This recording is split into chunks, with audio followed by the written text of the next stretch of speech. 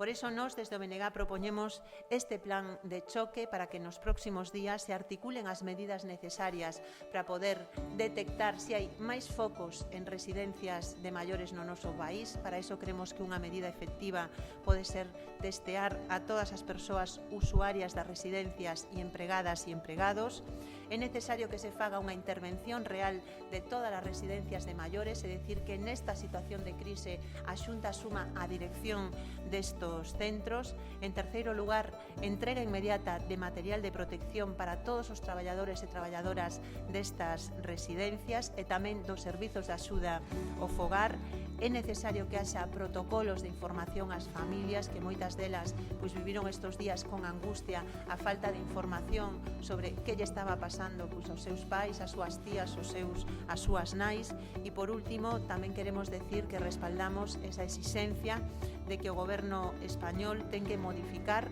os criterios de reparto de fondos extraordinarios para os servizos sociais, porque non ten ningunha lógica que aí non se contabilice o criterio do envellecemento da poboación e que se vaya a un criterio poboacional puro e duro, porque eso significa privarnos de recursos que son necesarios para atender a unha poboación maior que é moito máis importante en Galiza que noutras zonas do Estado español.